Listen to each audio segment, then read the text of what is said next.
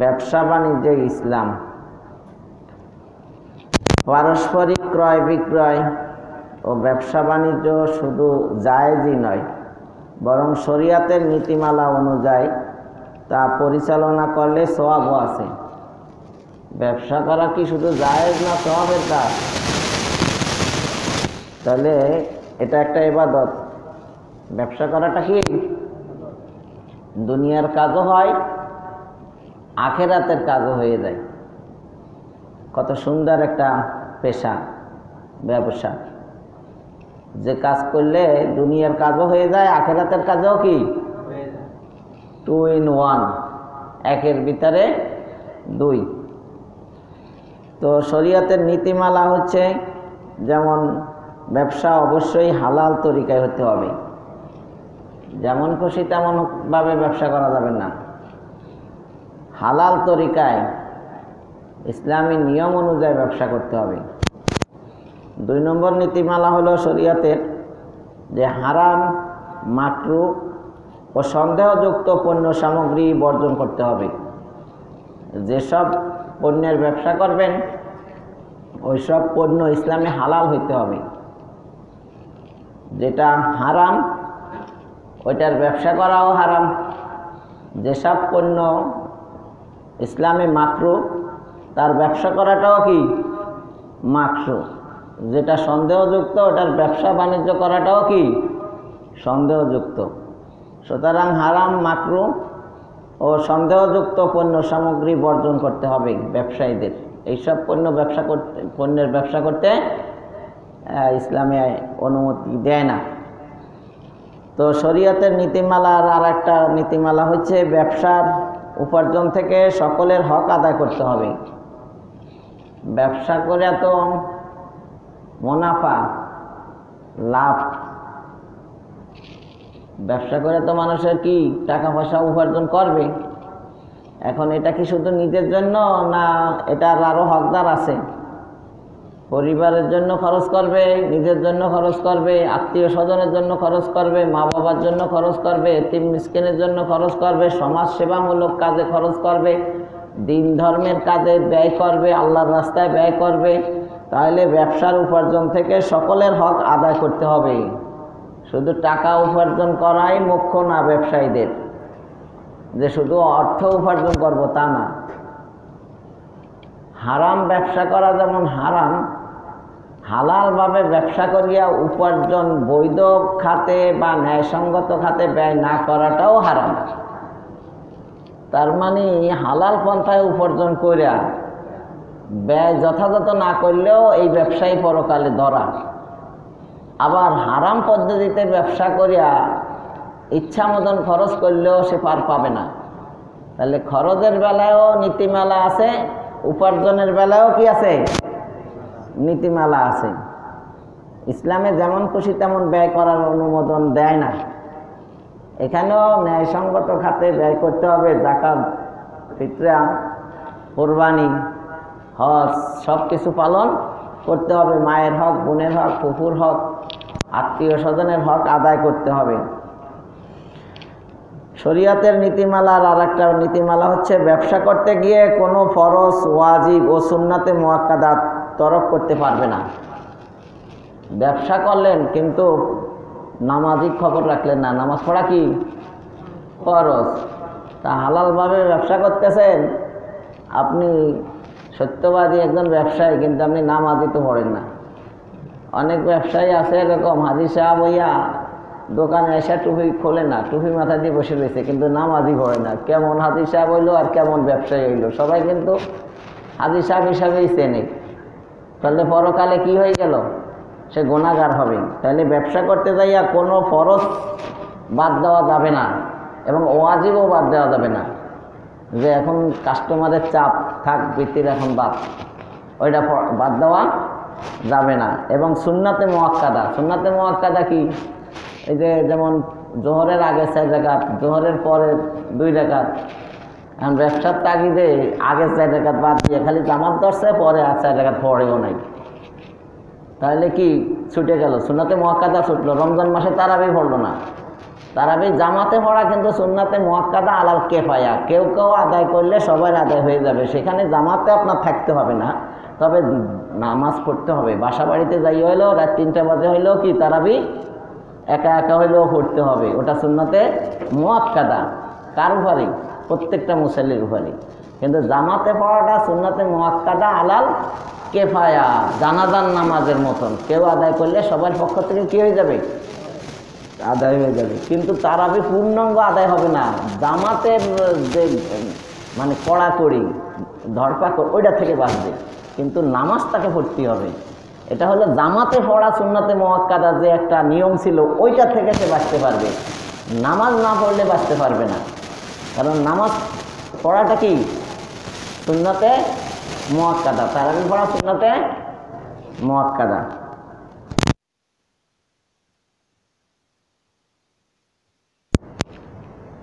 কোনো আরেকটা নীতিমালা হলো কোনো হারাম ও অবৈধ পথে তা ব্যয় করার নিয়ত থাকতে পারবে না। ব্যবসা করতেছে ব্যবসায়ীরা, টাকা উপার্জন করতেছে হালালভাবে, বৈধ পন্থায় ব্যবসা বাণিজ্য পরিচালনা করতেছে সততা বিশ্বস্ততার সাথে, আমানতদারির সাথে, কিন্তু টাকাটা আবার হারাম আর অবৈধ পথে ব্যয় করার নিয়ত আছে, তাহলে কিন্তু এই ব্যবসায়ী পরকালে জাহান্নামে যাবে। তাহলে টাকা উপার্জন করিয়া কোনো হারাম ও অবৈধ পথে তা ব্যয় করার নিয়ত থাকতে পারবে না ব্যবসায়ী। নিয়ত থাকতে হবে এই টাকা দিয়ে আমি কি করব? ভালো কাজ করব, আমার পরিবারের সুশিক্ষা, ছেলে মেয়েদের সুস্বাস্থ্য, তাদের খাবার দাবার, পোশাক, তাদের মানে উন্নত চিকিৎসা, উন্নত শিক্ষা, সুশিক্ষা দেওয়ার জন্য ব্যয় করব, আমার অভাব দরিদ্র আত্মীয় স্বজনের পিছনে খরচ করব, আমার বৃদ্ধ মা বাবা যারা আছে তাদের সুচিকিৎসা, তাদের সুস্বাস্থ্যের জন্য, তাদের খাবার দাবার, পোশাক আশাক, তাদের যাবতীয় ব্যয় বহন করব, এবং সমাজের উন্নয়নমূলক কাজ করব, মসজিদ মাদ্রাসা বা দিনী কাজে, ধর্মের কাজে ব্যয় করব। এরকম একটা নিয়ত করিয়া রাখেন না ব্যবসায়ীরা, তাহলে আপনি করতে না পারলেও সওয়াব পাইবেন, বলেন সুবহানাল্লাহ। কারণ আমার মন ভালো, আল্লাহ কিন্তু ধন দেয় মন দেখে, যার মন ভালো তাকেই আল্লাহ কি দেয়। যারা ভাইয়ের জন্য বোনের জন্য খরচ করে না, আত্মীয় স্বজনের জন্য খরচ করে না, দেখবেন যে ও হাজার চেষ্টা করলেও ধনী হইতে পারতেছে না, কারণ ওর মনের ভিতরে সমস্যা আছে। আর মনের খবর কে জানে? আর ধন সম্পদ দেয় কেডা? তার রিজিকের মালিক আল্লাহ, রজ্জাক হলো আল্লাহ। আল্লাহ তো সব কিছু দেখেন, শোনেন, জানেন। এই সকল নীতিমালার আলোকে যদি কেউ ব্যবসা করে তাহলে শুধু জায়েজই হবে না, বরং সেটা ইবাদত বলে গণ্য হবে, বলেন সুবহানাল্লাহ। তাহলে ব্যবসা করা শুধু দুনিয়াবি কাজ কারবার নয়, বরং এটা একটা ইবাদত, সওয়াবের কাজ। পরকালে জান্নাত পাওয়ার মাধ্যম হলো একটা ব্যবসা, একটা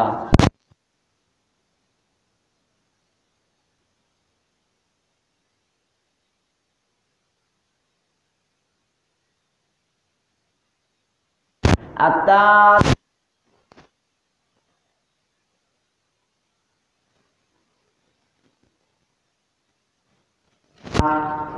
বিশ্বস্ত সত্যবাদী ব্যবসায়ীগণ কিয়ামত দিবসে নবীগণ, সিদ্দিকগণ ও শহীদগণের সাথে উঠবে, বলেন সুবহানাল্লাহ। অপর এক বর্ণনায় হযরত ইবনে ওমর রাদিয়াল্লাহু তাআলা আনহু থেকে উল্লেখ আছে, রাসূলুল্লাহ সাল্লাল্লাহু আলাইহি সাল্লাম বলেন, যেটা আপনার ইবনে মাজাহ শরীফে 2139 নম্বর হাদিস, আল্লাহ রসুল বলেন, আত্তাজিরুল আমিনুস সাদুকুল মুসলিমু মা'আশ শুহাদাই ইয়াউমাল কিয়ামাহ। বিশ্বস্ত ও সত্যবাদী মুসলিম ব্যবসায়ী কিয়ামতের দিন শহীদগণের সাথে থাকবে, বলেন সুবহানাল্লাহ। বিশ্বস্ত ও সত্যবাদী মুসলিম ব্যবসায়ী যদি মুসলমান না হয়, তা হাদিস কি তার জন্য প্রযোজ্য হবে নাকি? যারা সে যদি সততার সাথে, বিশ্বস্ততার সাথে, আমানতদারির সাথে ব্যবসা করে, সে কি হাসরের মাঠে শহীদদের, সিদ্দিকদের সাথে তার হাসর হবে? কারণ তার তো কি নাই? ঈমান নাই। ময়দানে মাহশরে 3টা কোড বসবে। কয়টা কোড? প্রথম কোডে যাচাই করবে কার ঈমান আছে আর কার ঈমান নাই। এখানে কোনো ওই নামাজ রোজার কোনো খবর নাই, শুধু ঈমানের কোড। যার ঈমান আছে এক সাইড, যার ঈমান নাই সব জাহান্নামে লই যাও, শেষ। এখানে ইহুদি, খ্রিস্টান, পৌত্তলিক বৈধ যা আছে মুসলিম ছাড়া, ইল্লা মান আসলামা। সবাই তো আশা করে বেহেশতে যাবে। ইহুদি মনে করে যারা ইহুদি তারা সব জান্নাতে যাবে, আর যারা খ্রিস্টান তারা মনে করে জান্নাতে যাবে। আল্লাহ কোরআনের এদের কথাবার্তার আলোচনা তুলে যাচ্ছেন সূরা বাকারার ভিতরে। আল্লাহ বলেন ইল্লা মান আসলামা, শুধু যারা মুসলমান হয়েছে তারা ছাড়া আর কেউ জান্নাতে যেতে। তাহলে ঈমান লাগবে জান্নাতে যেতে হলে। বেঈমান জান্নাতে কখনোই প্রবেশ করবে না। দ্বিতীয় কোড হবে বান্দার হক। বান্দার হক ক্লিয়ার করো, তার পাওনা তাকে বুঝাই দাও। হয়তো সব দাও, সব না থাকলে তার গোনা তুমি নাও, তারপরে যাও আল্লাহর কোডে। তৃতীয় কোড হলো হকুল্লাহ, আল্লাহর হক। নামাজ পড়ে না ঠিক মতন, সেটা আল্লাহ চাইলে মাফ করিয়েও দিতে পারে। আমরা কিন্তু ওই আশা নিয়ে আসি, কিন্তু মানুষের হকে চিন্তা করি না। এখানে যদি বেঈমান হিন্দু বা অন্য খ্রিস্টান ইহুদিদের কোনো অর্থ সম্পদ মারে, ওরা কিন্তু পরকালে সব নেবে না। সব নিয়ে কি করবে? তুই মানি না, ও কবুক আমার। এই জন্য মুসলমানের টাকা মাইরে খান, যতটা ক্ষতি হবে তার চাইতে বেশি ক্ষতি হবে বেঈমানের টাকা, এই বিধর্মীদের অর্থ সম্পদ মারলে। আমরা কিন্তু এদিকে খুব কম চিন্তাই করি, কারণ ওরা কিন্তু ঈমান নিয়ে টান। ঈমানটা দিয়ে দিলে কিন্তু আপনার ও যাবে জান্নাতে, আপনি যাবেন কই? যদিও এরকম নাও হতে পারে, তারপরেও একটা যুক্তি আছে। ব্যবসাকে হালাল ও সুদকে হারাম করেছেন। ব্যবসা কি? সুদ কি? তো অনেকে আছে বাংলাদেশের মানুষ টাকা বেশি তো মানুষের বিশ্বাস করে না, তো আবার মাসে মাসে ইন্টারেস্ট দেয়। ও কয় এমনিই ভালো, ওটা কোন জায়গায় ইনভেস্ট করবো, মারিয়া দিব আমি। কিন্তু আসলে ওটা হালাল না, ওটা কি? হারাম। আর ব্যবসা করলে এটা কি আসবে? আল্লাহ নিয়ম রাখছে যেটা আপনি সেইভাবে করতে হবে। আপনি বাংলাদেশ আর ভারত আর ইন্ডিয়া আর পাকিস্তানের চিন্তা করলে হবে না যে আমি কোন দেশে আইছি, এই দেশের মানুষের চরিত্র ভালো না, এখানে ব্যবসা না করিয়া। এই কথা কিয়ামতের দিন কি চলবে না। তো আল্লাহ বেচা কেনা তথা ব্যবসা বাণিজ্যকে হালাল করেছেন এবং সুদকে হারাম করেছেন। সূরা বাকারা 2 নম্বর সূরা 275 নম্বর আয়াত। আপনি যদি সুদকে হারাম না বলেন তাহলে আপনি কোরআনের আয়াত মানলেন না। কোরআন না মানলে তো বেঈমান। কোরআনের পুরা 6666 আয়াত না মানা আর একটা আয়াত না মানা, একটা শব্দ না মানা একই কথা। কোরআনের পুরাটাই কি মানতে হবে। তাহলে ঈমান আনতে হবে। হাদিসে আছে লা ইউমিনু আহাদুকুম হাত্তা ইয়াকুনা হাওয়াহু তাবান লিমা জিতু বিহি। আমি নবী মুহাম্মদ সাল্লাল্লাহু আলাইহি ওয়াসাল্লাম যা কিছু নিয়ে আসছি, উনি কি নিয়ে আসছে? কোরআনই তো। উনি কি নিয়ে আসছে? পুরা কোরআন শরীফ না? 23 বছরে ওনার কাছে কি নাযিল হয়েছে? কোরআন। তাহলে লা ইউমিনু আহাদুকুম, তোমাদের কেউ মুমিন হতে পারবে না, হাত্তা ইয়াকুনা হাওয়াহু তাবান লিমা জিতু বিহি, আমি যা নিয়ে আসছি তার পরিপূর্ণ অনুগত না হবে। অর্থাৎ কোরআনকে ফলো না করলে, কোরআনের অনুকরণ অনুসরণ না করলে, কোরআন মতে না চললে সে আর মুমিন হইতে পারবে না। আজকের সমাজে কেউ আছে নামাজের আয়াত মানে, হজের আয়াত মানে না। হজের আয়াত মানে যাকাতের আয়াত মানে না, যাকাতের আয়াত মানে পর্দার আয়াত মানে না, পর্দার আয়াত মানে সুদের আয়াত মানে না। তাহলে 100% মুসলমান, পরিপূর্ণ মুসলমানই তো সমাজে নাই। এক সাইড আছে আর এক সাইড কি নাই। পরিপূর্ণ মানতে হবে তো।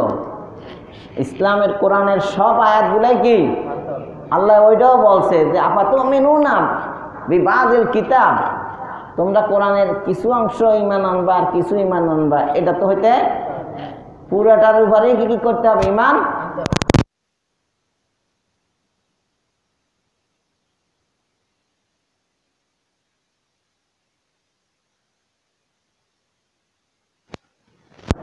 সিস্টেমে যদি ওটা সুদের পর্যায়ে পড়ে, ওইটার নাম যাই দিবেন ওটা হারামই হারাম। এখন ওরা সুদ কয় না, ব্যাংকে কি সুদ কষে না ইন্টারেস্ট কষে? তাহলে কি হালাল হয়ে যাবে? ওই সিস্টেম তো সুদই, কারণ আপনি ইনভেস্ট করছেন টাকা, নিচ্ছেন টাকা, তাহলে এটা কি? আপনি ব্যাংকে কিছু স্বর্ণ দিয়ে তাহলে হালাল হবে। ইসলামী ব্যাংক ইসলামী মতন চলতেছে না বলে আমি মনে করেন 2 লক্ষ টাকার স্বর্ণ ক্রয় করিয়া আপনার কাছে দিয়ে দিচ্ছি, আপনি আমার চেকের ভিতরে লেখেন 2 লক্ষ টাকার এত বড়ি স্বর্ণ, আমাকে আপনি মাসে মাসে যা দিবেন দিবেন, আমি আপনার কাছ থেকে আর জীবনে কোনোদিন স্বর্ণ নিব না, কিনবো খালি টাকাই নেব, তাহলে আর সুদ হবে না। 2টা নিতে পারবেন না, যেটা দিবেন সেটা নিতে পারবেন না, যেটা দিবেন সেটা নিবেন একটু বেশি বাড়াইয়া, তাহলে ওইটুকু হবে সুদ। তো ব্যাংকে আমরা কি লেনদেন করি? টাকা, আর বাড়াইয়া নিই কোনটা? তাহলে সুদ হয়ে গেল। বুঝতে পারছেন? এবার যেটা দিবেন ওইটা নিতে পারবেন না। ভিজা খেজুর দিবেন, ভিজা খেজুর বাড়াইয়া নিতে পারবেন না, শুকনা খেজুর বাড়াই নিতে পারবেন। তখন দিচ্ছেন ভিজাটা, নিচ্ছেন শুকনাটা, দিচ্ছেন কাঁচাটা, নিচ্ছেন পাকাটা, দিচ্ছেন ধান, নিচ্ছেন গম, তাহলে সুদ হবে। এটা ক্রয় বিক্রয়ের ভিতরে পড়ে যায়। অর্থাৎ ব্যাংকে আপনি স্বর্ণ বিক্রি বেশি, তাহলে এটা কি হয়ে গেল? হালাল হয়ে গেল। আর সুদের সিস্টেমে যা কিছু করবেন ওটার নাম যাই করেন না কেন ওটা হারামই হারাম। তাহলে সুদ ভক্ষণ করা জঘন্যতম অপরাধ নাকি হালকা অপরাধ? আরে মুখটা কর না, ভিতরে সমস্যা তো সবারই আছে। সুদ ভক্ষণ করা জঘন্য অপরাধ না সামান্য অপরাধ? পবিত্র কোরআনে অত্যন্ত কঠোর ভাষায় একে হারাম ঘোষণা করা হয়েছে।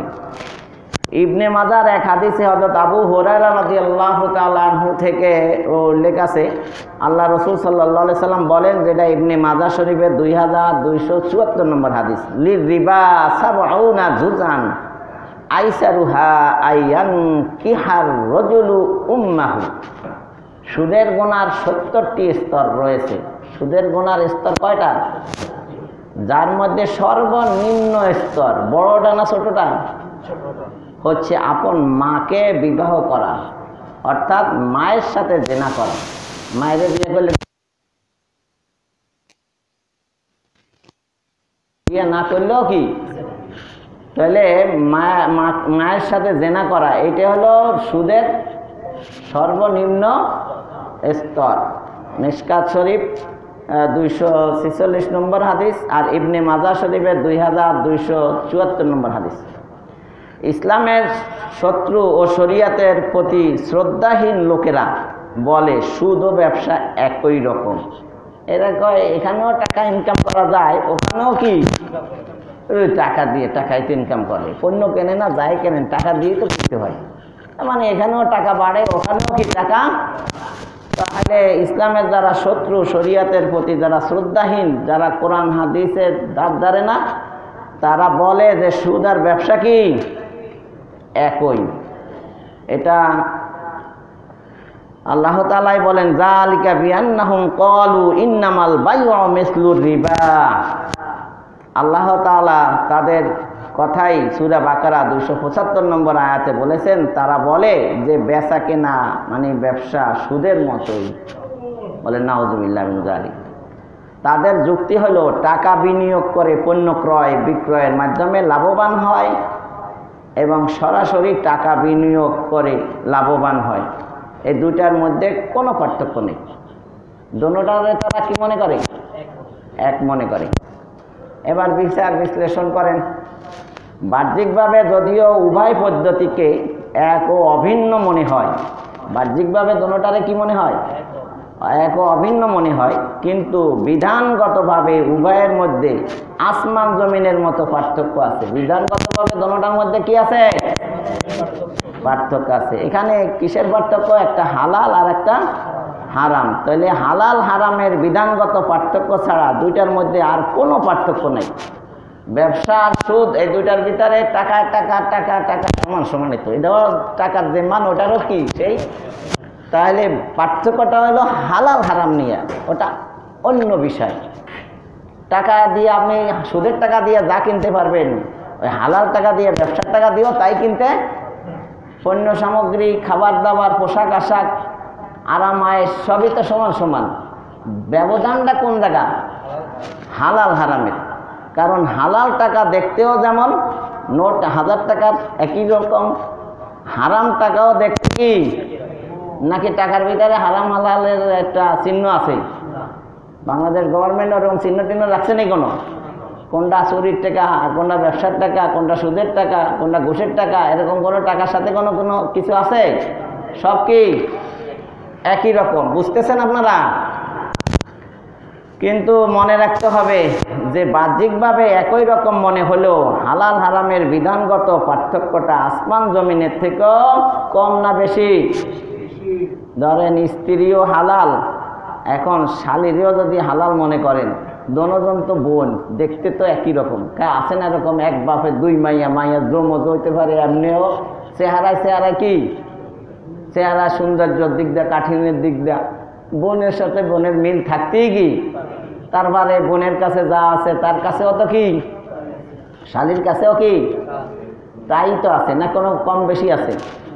এই জন্য হাদিসে কইছে, তোমার যদি মাথা গরম হয়ে যায় রাস্তায় বেরাইলে, তাই দৌড়াইয়া তোমার বোর কাছে যাও, যারা দেখে মাথা গরম করছো তার কাছেও যা আছে তোমার বোর কাছেও কি, তাহলে কোনো সমস্যা নাই, তুমি গুনাহ থেকে বাঁচতে পারলা। তাহলে এখন এখানে স্ত্রী ও শালিকার উদাহরণ, স্ত্রীর সাথে সহবাস করলে সকল ধর্মে সকল সমাজে তা বৈধ হবে এবং তার থেকে কোনো সন্তান জন্ম নিলে সেও বৈধ হবে এবং পিতার সম্পদের উত্তরাধিকারী হবে। কারণ সন্তান কার? বৈধভাবে, লিগ্যালভাবে এটা কার সন্তান? তার স্ত্রীর মাধ্যমেই তো হয়েছে, এটা কার? তার নিজের। এই জন্য তার সম্পত্তির অধিকার সে পাবে। পক্ষান্তরে শালিকার সাথে সহবাস করলে সকল ধর্মে সকল সমাজে তা অবৈধ হারাম বলে গণ্য হবে এবং তার থেকে কোনো সন্তান জন্ম নিলে সে হারামজাদা হিসাবে উত্তরাধিকার থেকে বঞ্চিত হবে। তাহলে পার্থক্য হইল কি না? শালি আর বৌদি উদাহরণ, শালির উদাহরণ হলো হারাম টাকা আর বউর উদাহরণ হলো কি? তাহলে হালাল হারামের পার্থক্য শালি আর বউ, একটা সামান্য পার্থক্য না, আসমান জমিনের পার্থক্য। একজনের সম্পত্তির অধিকার পায় আর একজনের নাতিন হয়েছে কইয়া দাদা নানি তাকে আদর যত্ন করিয়া মিষ্টান্ন করায়, হুজুর দিয়ে অনুষ্ঠান করে, আদর করে, কোলে নেয়। আর যদি হারামজাদা সন্তান হয় তাহলে কেউ কি পরিচয় দেয়? এটা কি সমাজে কোনো আদর যত্ন পায়? তাহলে হালাল আর হারামের অবস্থাও কি এরকম। এখন আপনিই বলুন, বাহ্যিকভাবে নারী হিসাবে দুইজনের মধ্যে কোনো পার্থক্য নেই, সহবাসের স্বাদের মধ্যেও কোনো পার্থক্য নেই। বোর সাথে করলেও যে আরাম পাইব, শালীর সাথে করলেও কি নাকি একটু বেশি পাইব? আল ইনসানু হারিসুন ফিমা মনিয়া, হারামের প্রতি মানুষের একটু লোভ লালসা কি বেশি। অথচ কি বেশি পাইব না সমান পাইব? এটা তো বাঁধতে হইব, বেশি পায় না সমান সমানই, আবার কয় বেশি, ওটা তো মনের অবস্থা বেশি, কিন্তু আসলে কি বেশি না সমান সমান? সমান সমান। বরং ওখানে স্বাদই নাই, কারণ ওখানে একটা ভীতি কাজ করে। এই ভীতির কারণে আনন্দ থাকে না, আনন্দ নিরানন্দ হয়ে যায়। আর বিভিন্ন রকমের ব্যাকটেরিয়া, বিভিন্ন রকমের ভাইরাস, তারপরে কি কয় জানি এইডস, HIV, বিভিন্ন রকমের মরণ ব্যাধি হওয়ার সম্ভাবনা কি আছে। অথচ বিধানগতভাবে দুজনের মধ্যে আসমান জমিনের পার্থক্য। তাহলে এটা যেমন বুঝতে পারলেন, হালাল হারামের বিষয়টাও কি এমনই। তদ্রূপভাবে আল্লাহ পাক ব্যবসাকে হালাল এবং সুদকে হারাম ঘোষণা করেছেন। অতএব বাহ্যিকভাবে সুদি কারবারকে ব্যবসার মতো মনে হলেও বিধানগতভাবে তাতে আসমান জমিনের পার্থক্য রয়েছে। তহফাতুল বারি শারহে সহি আল বুখারী ৩য় খণ্ডের ভিতরে এই ঘটনাটা নিয়ে আসছে। তার মানে আগের হুজুরগণ মনে করছেন না যে এরা কিছু বোঝে না, এরা কোরআন হাদিস বোঝার বেলায় 100 আর এখনকার হুজুররা বাকপটু হইতে পারে, কথায় তাদের এক দাঁতের বুদ্ধিও নাই। ইমামে আজম আবু হানিফা রহমাতুল্লাহ আলাইহি এশার নামাজের উযু দিয়া ফজরের নামাজ পড়ছে 40 বছর। তার মানে সারা রাত বসে রয়েছে না বই পুস্তক পড়ছে, কোরআন হাদিস চর্চা করছে, ফেকা বাইর করছেন। কি বাইর করছেন? ফেকা, মাসলা মাসাইল লেখছেন। বুঝতে পারছেন? তাহলে তারা ছিল হইল জ্ঞান পিপাসু। তো সুদ ব্যভিচার থেকেও মারাত্মক হওয়ার কারণ হযরত আব্দুল্লাহ রাদিয়াল্লাহু তাআলা আনহু থেকে বর্ণিত, তিনি বলেন আল্লাহ রাসূল সাল্লাল্লাহু আলাইহি সাল্লাম ইরশাদ করেছেন, এটা মুসনাদে আহমদ মিশকাত শরীফ 245 নম্বর হাদিস। আল্লাহ রাসূল বলেন, দিরহামু রিবা ইয়াকুলুহুর রাজুলু ওয়া হুয়া ইয়ালামু আশাদ্দু মিন সিত্তাতিন ওয়া সালাতিনা জানিয়া। জেনে শুনে এক দেরহাম পরিমাণ, এক দেরহাম দুবাইয়ের টাকায় আমাদের দেশে এখন 33 টাকার মতন, 33 টাকা কয়েক পয়সাও থাকতে পারে এক দেরহাম। জেনে শুনে এক দেরহাম পরিমাণ সুদ ভক্ষণ করা 36 বার বেবিচার থেকেও মারাত্মক। 36 বার জেনা করলে যে সওয়াব না গোনা, সওয়াব না গোনা, অনেকে তো গোনা মনে করে না। একটা লোক যখন একটা অপরাধ করে তখন প্রথমবার খুব খারাপ মনে হয়, করতে করতে করতে করতে এটারে কোনো ব্যাপার মনে করে না, এটা সইয়া যায়, শরীরের সাথে অ্যাডজাস্ট হয়ে গেছে। কারো কাছে গোনা করতে ভালো লাগে, কারো কাছে নেকি করতে ভালো লাগে। ভালো লাগে বিদায় তো ভালোবাসি, ভালোবাসি এই জন্যই তো ভালোবাসি। কেন ভালো লাগে? সেই জন্যই তো। কারো তাহাজ্জুদ পড়তে ভালো লাগে, এই জন্য তাহাজ্জুদ পড়ে। কারো কাছে গান গাইতে ভালো লাগে, গান গায়, গান শোনে, বুঝলেন নাই? কারো কাছে কোরআন পড়তে ভালো লাগে, কোরআন শোনে, কোরআন পড়ে। তাহলে ভালো লাগে বিধায় কিন্তু এই ভালো কাজগুলা খারাপ কাজগুলা করে। যারা খারাপ কাজ করে তাদের কাছে কি খারাপ কাজ খারাপ লাগে না ভালো লাগে? এই জন্য আল্লাহর কাছে বলবেন, আগ্রহ স্বাদ অন্তরে দিয়ে দাও, আমি যেন ভালো কাজগুলো আনন্দে চিত্তে করতে পারি। একটা হলো পেটের ক্ষুদায় খান, আর একটা হলো স্বাদ মজা লাগে, টেস্ট লাগে, সেই জন্য খান। খাবার কি মানুষ একভাবে খায় না দুইভাবে খায়? একান্ত পেটের খিদে বাঁচার জন্য খাইতেই হয়, স্বাদ লাগুক আর না লাগুক। আর একটা হলো স্বাদে খায়। যে ইবাদতও কিন্তু মানুষ দুইভাবেই করে, কেউ আছে ঠেকাই পড়া করে, আর কেউ আছে আগ্রহের সাথে। এই আগ্রহের সাথে করার মন মানসিকতা থাকতে হবে। আল্লাহ এটাই দেখেন যে কার মনের ভিতরে ইবাদত করার আগ্রহ আছে, কে স্বতঃস্ফূর্তভাবে আনন্দ চিত্তে খুব শুদ্ধ সুন্দরভাবে ইবাদত বন্দেগী করে। এটার জন্য আল্লাহ তাআলা এক্সট্রা সওয়াব তাকে দিবেন। قد أفلح المؤمنون الذين هم في صلاتهم خاشعون। ওই মুমিন সফল যে তার সালাতের ভিতরে বিনয়ী, ধীর গতিতে স্থিরভাবে ফরজ ওয়াজিব সুন্নাত নফল টাইম টু টাইম সময় সব দিয়া, মাল মশলা সব দিয়েই কি করে সালাতটা আদায়, খুশু খুজু সব কিছুই আছে, একাগ্রতা, ইখলাস, বিনয় সব কিছুর মাধ্যমে সে কি করে সালাতটা আদায়। শুধু এক কাজ না, সব কাজই আগ্রহের সাথে মনোযোগ দিয়া করলে ওটা সব বেশি। ওটা সব কি? আল্লাযী খালাকাল মাউতা ওয়াল হায়াতা লিয়াবলুয়াকুম আইয়ুকুম আহসানু আমালা।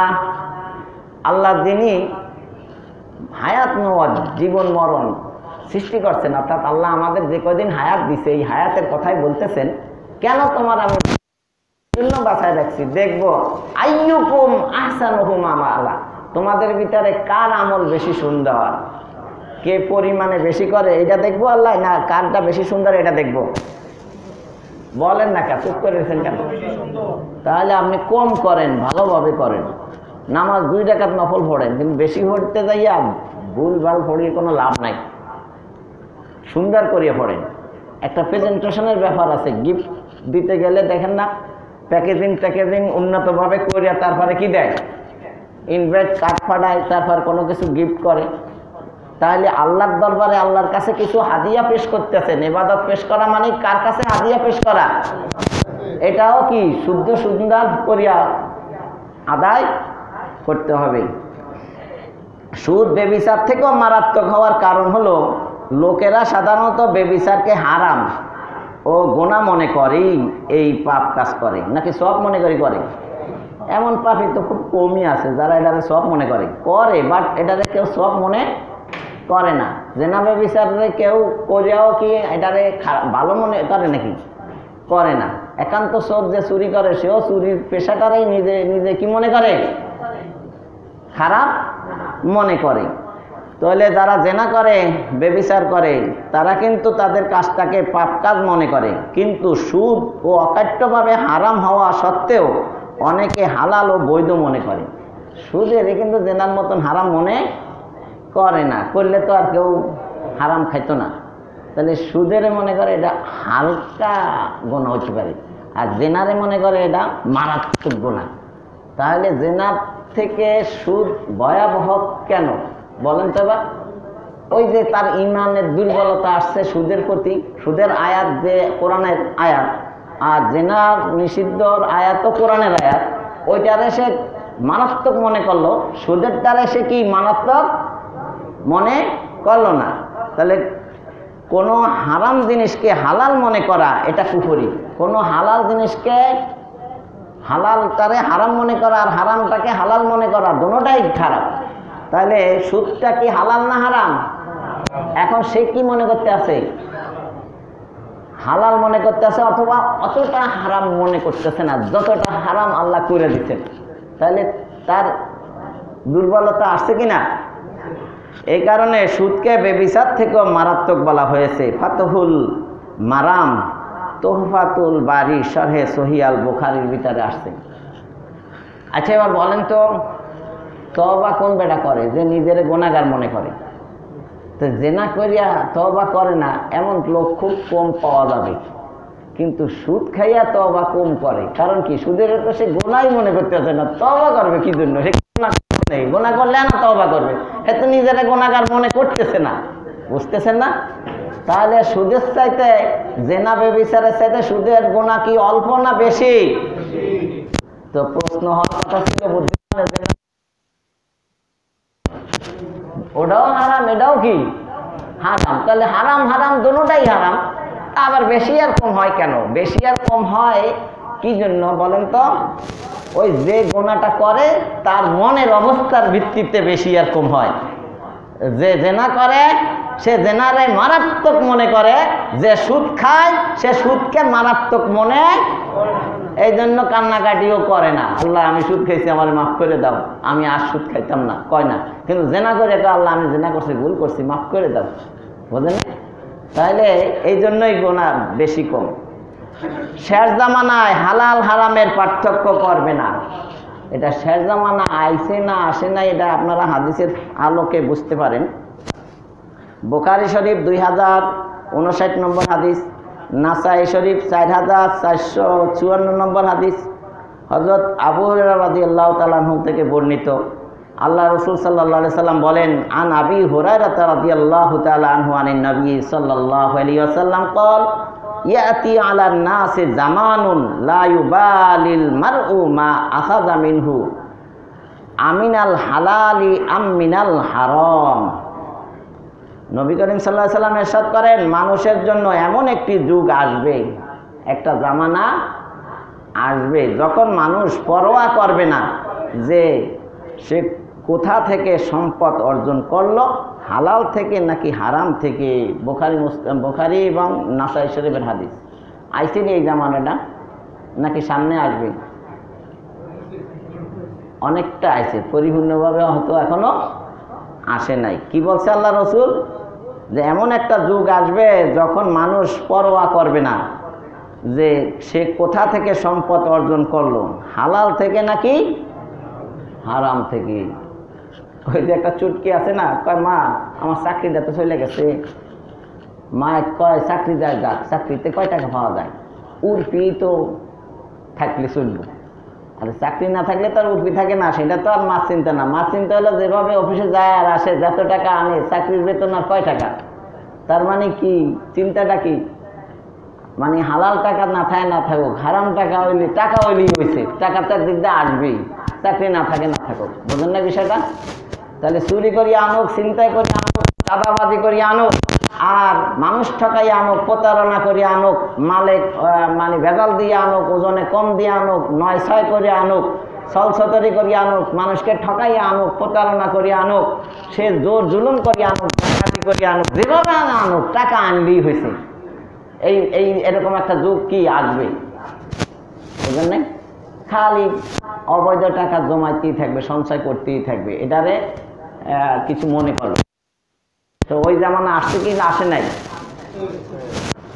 আচ্ছা, তারপরে ব্যবসা বাণিজ্যে কোমল আচরণের ফজিলত।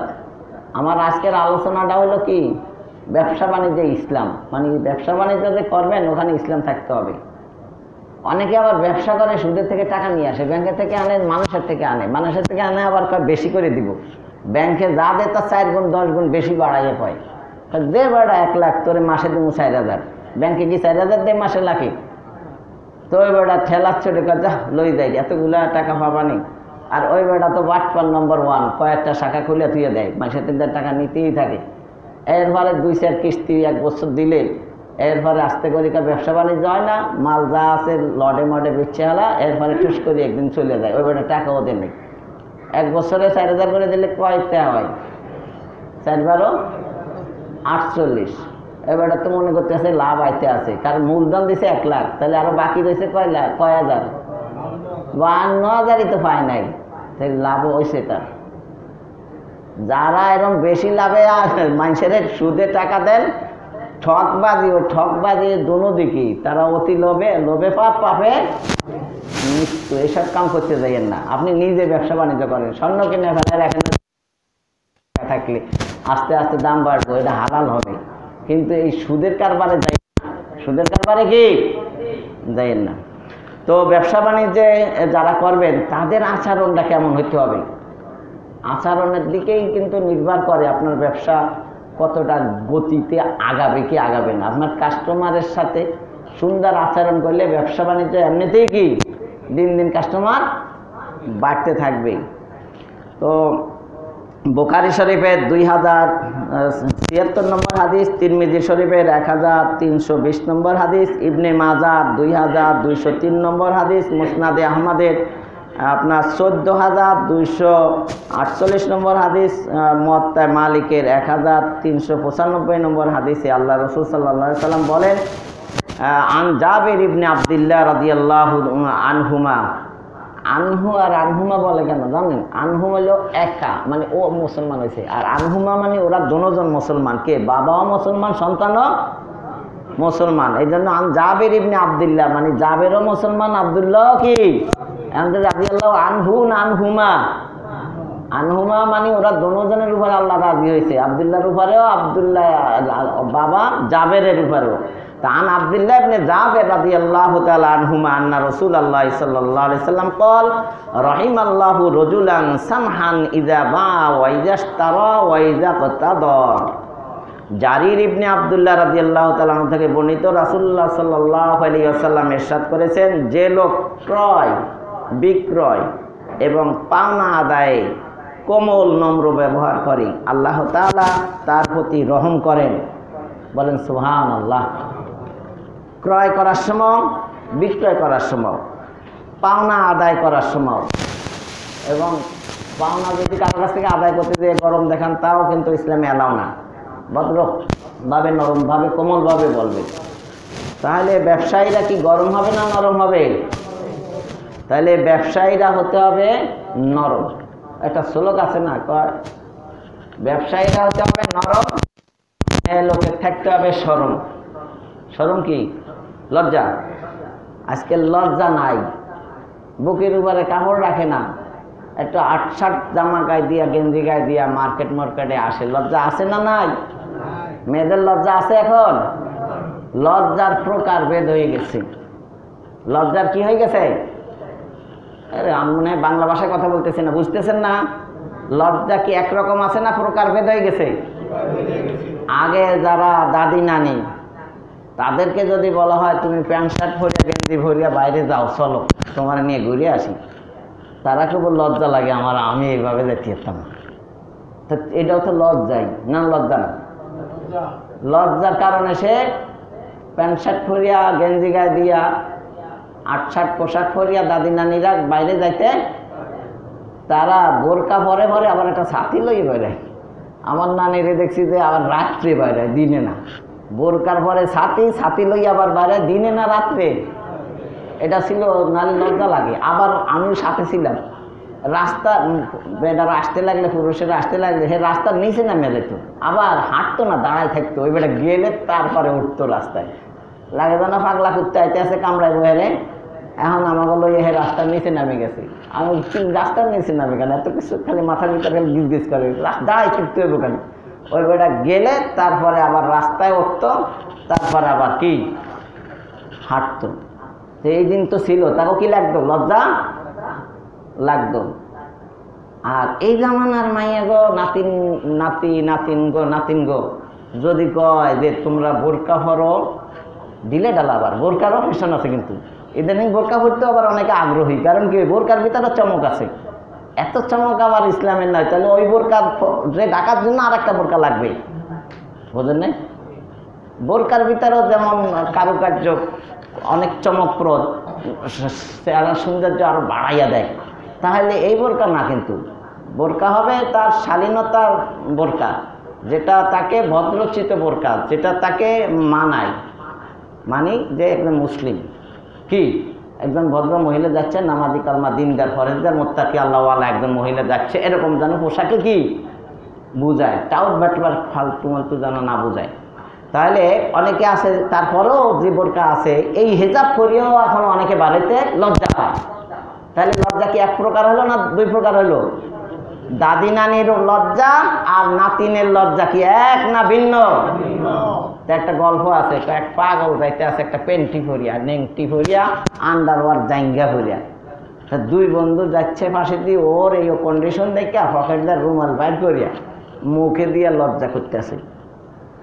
তো অবস্থা দেখ, পাগলে চিন্তা করে, ওরা দুই বন্ধু মিলে আমাদের দেখে লজ্জা করে, আমারও তো ওকে দেখে একটু লজ্জা করা উচিত। ও কাছে পেন্টিটা খুইলে মুখে দিয়ে হয়ে গেছে।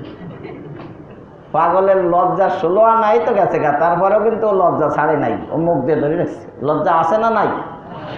আছে, আছে বলে পাগলের লজ্জা আছে। লজ্জা 16 আনাই তো ভুলিয়ে ফেলছে।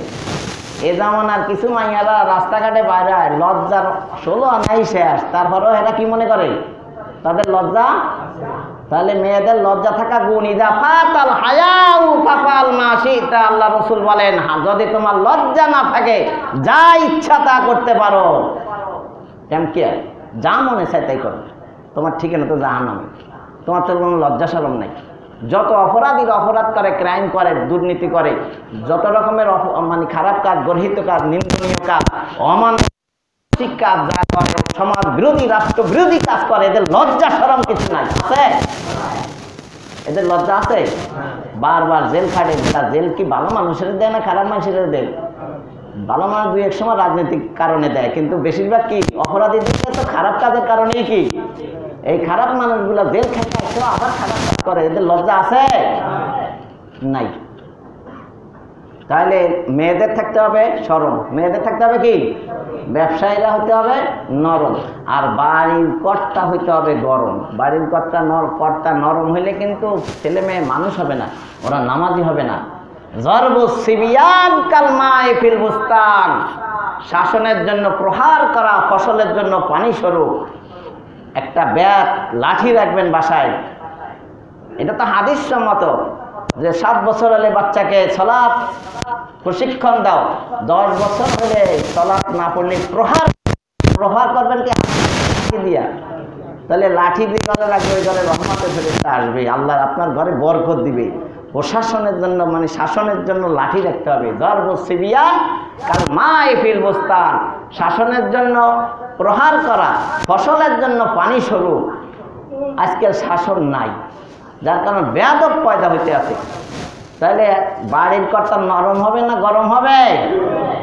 গরম হবে, ন্যায়ের উপরে গরম হবেন। কৃত্রিম গরম দেখাবেন, আবার আসলে গরম না। এই গরম হইল শাসনের জন্য গরম। মা যাতে বলে ওই যে আসতে আছে অটোমেটিক মারা কাদা লাগবে আপনার ভাব।